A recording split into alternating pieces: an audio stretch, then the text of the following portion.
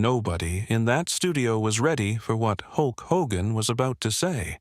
Not the producers, not the crew, and certainly not Johnny Carson, who had spent 20 years preparing for every possible moment that could unfold behind that famous desk. But on the night of May 15th, 1982, something happened that nobody had scripted, nobody had rehearsed, and nobody would ever fully explain. A man who was supposed to be nothing more than a novelty guest, a circus act, a mountain of muscle propped up for a few easy laughs, walked into that studio and stopped Johnny Carson cold. Not with a body slam. Not with the kind of showmanship that had already made him a phenomenon inside the wrestling world. He stopped him with something nobody expected from a man who looked the way Hulk Hogan looked. He stopped him with the truth. And what came out of that conversation would quietly change the way America understood what it actually meant to be a hero. Before we get into that room, you need to understand what that night looked like from the outside. Because the outside was extraordinary enough on its own. The Tonight Show, taping on May 15, 1982, began the way it always began. The warm, amber light falling across the familiar set. The wood-paneled desk. The potted plants arranged behind the guest chair. Doc Severinsen and the band cutting through the studio air with that unmistakable theme that had become the sound of late night itself. 300 people filling the seats, leaning into the atmosphere the way Tonight Show audiences always did. Already laughing before anything had happened, already relaxed, already home. Johnny walked out in his dark suit and settled behind the desk with the easy authority of a man who had done this so many thousands of times that comfort and confidence had long since become the same thing. He looked out at the audience and smiled, and the audience smiled back. And that silent agreement, the one that said we are all going to be fine tonight, settled over the room. But something was already different backstage, and the crew knew it. Word had spread through the building the way it always spread when a guest was causing a stir simply by existing. I often see comments Hulk from people Hogan who did had not arrived. realize they were not subscribed. That was not a quiet If you enjoy arrival. the channel, At please 6 take a second to feet, 6 check inches, and make sure you are somewhere subscribed. around 300 It is pounds free, of muscle that and it seemed really helps us structurally keep the show impossible. growing. Thank you for being part of this journey with us. Terry Gene Bollea, the man who performed under the name Hulk Hogan, did not pass through spaces so much as he filled them. He wore a red sleeveless shirt that night, the fabric pulled tight across shoulders that seemed engineered for a different species.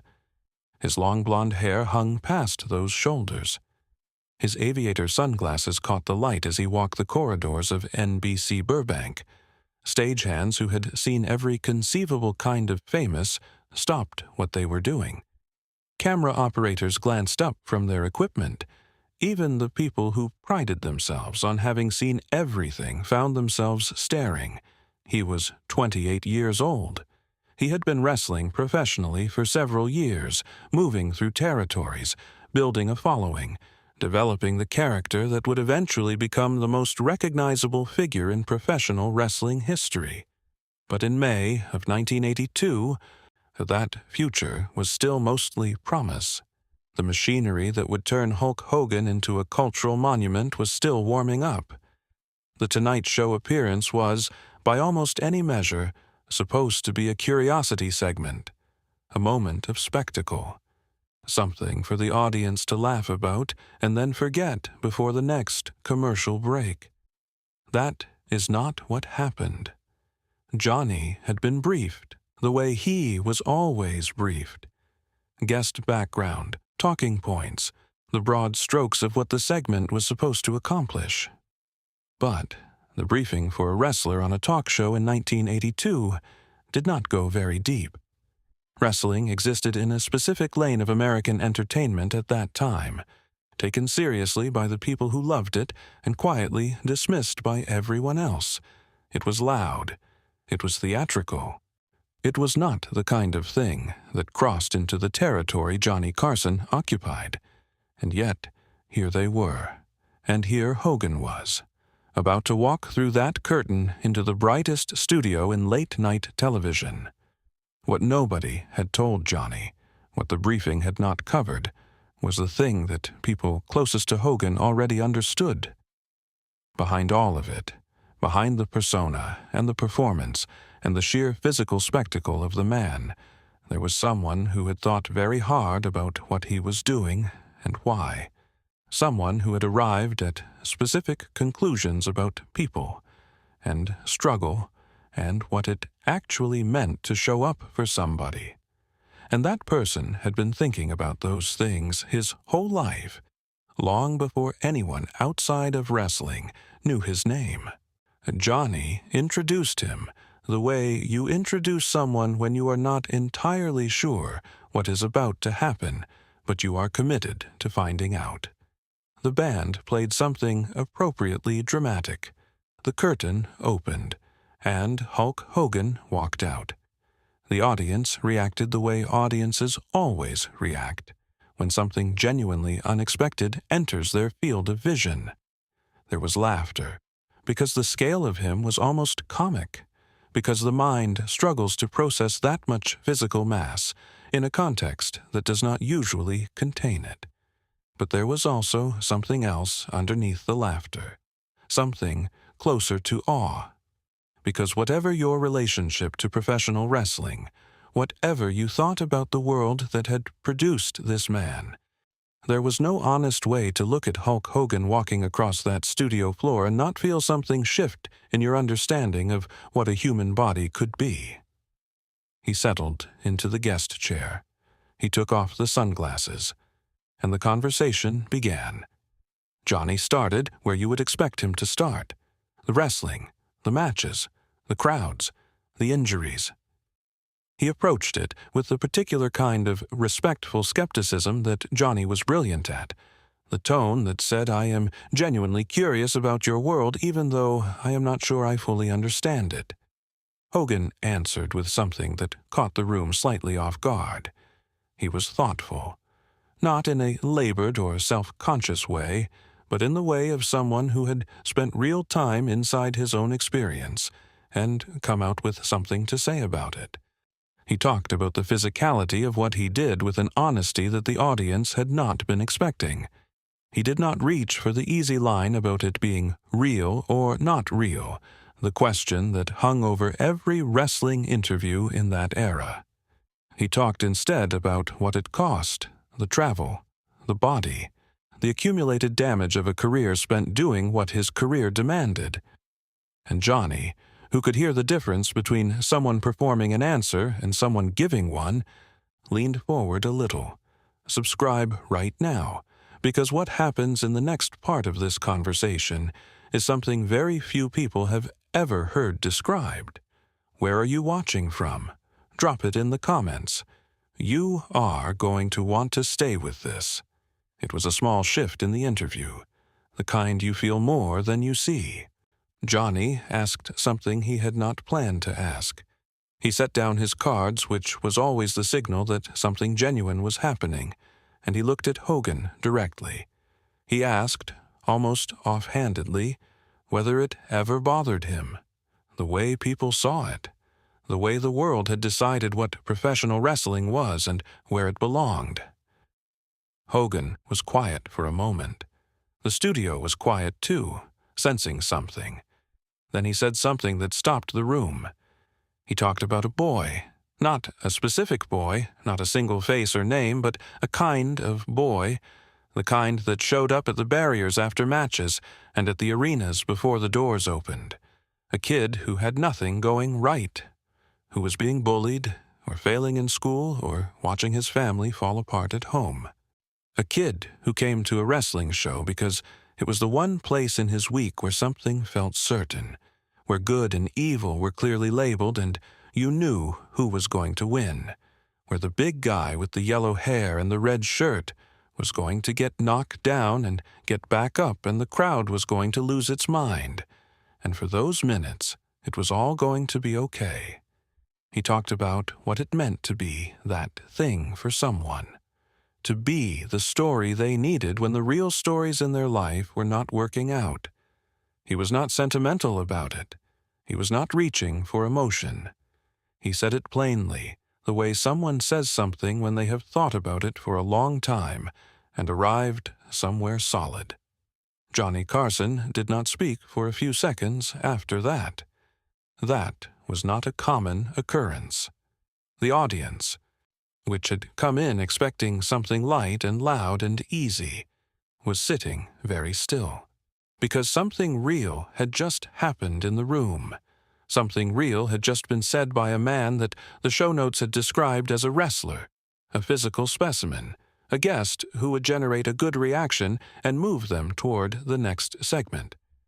And that man had just articulated something about purpose and responsibility, and the quiet weight of being someone's story that landed differently than anything the evening had been designed to carry.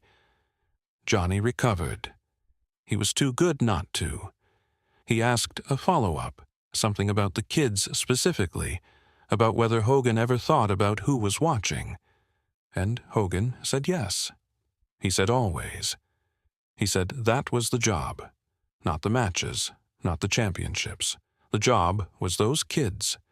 The job was being the thing they needed him to be for exactly as long as they needed it, so that when things got hard in their actual lives, they had something in their memory to reach for.